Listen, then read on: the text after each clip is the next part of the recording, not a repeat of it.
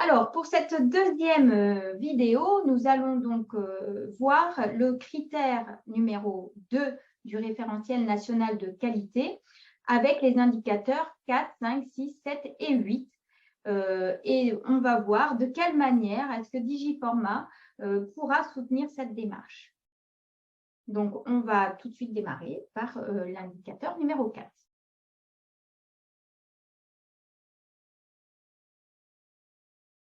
Alors, dans l'indicateur numéro 4, on vous demande de démontrer de quelle manière est-ce que le besoin du stagiaire est analysé.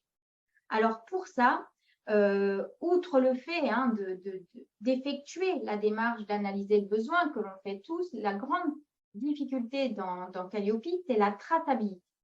Donc là, pour répondre à l'indicateur numéro 4 sur de quelle manière est-ce que vous analysez le besoin du stagiaire, vous pouvez très bien tracer ça directement, soit dans la fiche du stagiaire, bien entendu, dans le suivi commercial, ou directement dans la session pour noter les attentes du stagiaire.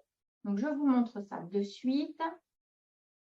Là, par exemple, je reprends ma petite Gisèle Tartampion que j'ai l'habitude d'utiliser. Au niveau de cette petite dame-là, je peux très bien dans Digiforma soit faire une petite note en fait sur l'analyse du besoin en allant sur le suivi commercial de cette personne et en écrivant une note ou un compte-rendu d'échange, tout simplement. Ici, vous voyez, ajouter un compte-rendu d'échange et je peux écrire l'analyse du besoin que j'ai effectué. Ça, c'est une solution. Autre solution, c'est d'aller au niveau du programme. Donc, là, vous avez attente des clients. Vous avez les attentes donc, de Tartampion Gisèle. Vous pouvez ici noter les attentes du client, puisque c'est un petit peu l'analyse du besoin, l'analyse des attentes. Vous pouvez ici noter les attentes de cette cliente, voire même les conditions de succès. C'est-à-dire qu'est-ce qui pourrait optimiser la réussite de ce parcours. Si par exemple cette personne est en situation de handicap, on pourrait très bien la noter ici. Donc sur l'indicateur numéro 4, vous avez plusieurs solutions à votre disposition, soit donc dans attente des clients, je trouve que c'est ce qu'il y a de plus logique, soit dans le suivi commercial de la personne, soit même on pourrait également aller directement dans la fiche de la personne et noter ici, faire une petite note libre avec la date. Je trouve ça un petit peu moins évident parce que en fait, les attentes étant étroitement liées au programme de formation, il vaut mieux le faire dans la session concernée. Donc, voilà pour l'indicateur numéro 4. On se retrouve tout de suite pour l'indicateur numéro 5.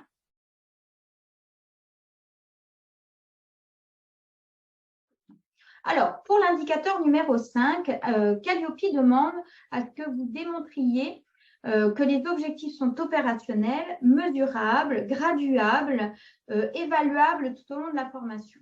Donc, la première chose à faire, c'est un travail sur la rédaction de vos objectifs, sur comment est-ce que je vais informer mon stagiaire sur les compétences ou sur de quoi il sera capable à l'issue de cette formation. Donc, d'abord, il faut bien réfléchir vos objectifs et bien les formuler en mettant « être capable de » plus un verbe d'action, par exemple, pour vous aider. Donc là, la première chose que l'on va vérifier, c'est tout simplement la façon dont est rédigé l'objectif dans le programme. Donc là, encore une fois, vous pouvez vous appuyer sur sur Digiforma, pardon, et le catalogue en ligne que je vous ai montré tout à l'heure, où vous avez objectifs pédagogiques et vous pouvez donc énumérer l'ensemble des objectifs qui seront fixés et donc visés à l'issue de cette formation. Ça, c'est la première chose que Digiforma va pouvoir vous aider à faire. Ensuite, dans cet indicateur-là, il faut quand même pouvoir montrer de quelle manière est-ce que je vais évaluer en fait mon stagiaire, de quelle manière je peux suivre la progression au regard de ces objectifs-là. Donc, moi, je vous conseille tout simplement de faire correspondre aussi le contenu, le déroulé de votre contenu à l'ordre de vos objectifs. Ce qui va vous permettre en plus de répondre à l'indicateur suivant, l'indicateur 6, Donc, pour l'indicateur 6, j'enchaîne directement. On vous demande de démontrer que les contenus et les modalités sont adaptés aux objectifs et en fonction des bénéficiaires. Donc là, si vous avez un déroulé pédagogique en dessous qui correspond en tout point à la façon dont vous avez ordonnancé aussi vos objectifs pédagogiques, vous pouvez très bien vous appuyer sur le catalogue en ligne de Digiformat, où là, tout est clairement expliqué, les objectifs et le contenu. D'accord? Donc, je vous remontre rapidement pour que vous puissiez visualiser ça.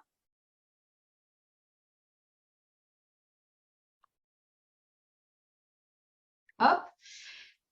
Donc là, vous voyez, vous avez le programme, vous avez les objectifs et tout de suite après, vous avez le contenu de la formation.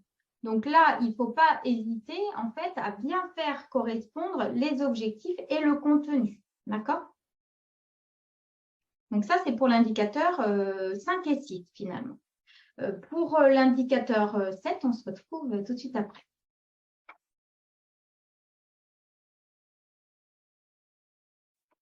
Alors, l'indicateur numéro 7 de Calliope est encore un indicateur spécifique puisqu'il ne concerne que les prestations permettant de mettre en œuvre des certifications professionnelles RNCP. Et là, on demande de démontrer l'adéquation entre le contenu, enfin vos contenus, et les référentiels de la certification. Donc, ça, Digiformat ne va pas forcément vous faire un tableau croisé entre vos contenus et la certification. En revanche, ce que vous pouvez très bien faire, c'est présenter donc dans votre catalogue en ligne le contenu de votre formation et à côté avoir la fiche RNCP de la certification et pouvoir montrer l'adéquation entre le contenu que vous proposez et la certification qui est à préparer et la fiche RNCP disponible sur France Compétences. Voilà. Donc, pour l'indicateur numéro 8, on se retrouve tout de suite après.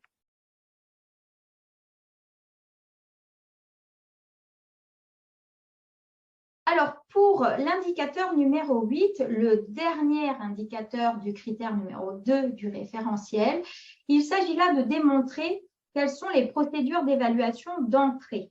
Alors, souvent, vous avez tendance à confondre l'indicateur numéro 4, qui est sur l'analyse du besoin, qui est préalable à la formation, et l'indicateur numéro 8, qui est vraiment le positionnement d'entrée, l'évaluation de départ pour marquer un petit peu, faire un état des lieux du stagiaire avant qu'il ne démarre.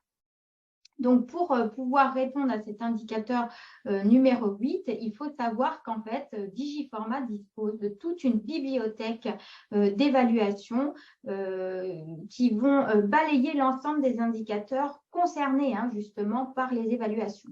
Donc, pour l'indicateur numéro 8, dans la bibliothèque des évaluations, vous avez l'évaluation qu'ils appellent pré-formation, donc celle que l'on fait passer aux stagiaires juste avant qu'ils ne démarrent. Donc, soit un peu avant la formation, soit le jour J en préalable du démarrage.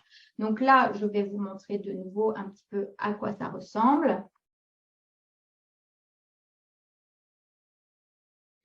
Donc, dans votre compte Digiformat, vous avez dans Bibliothèque, Évaluation.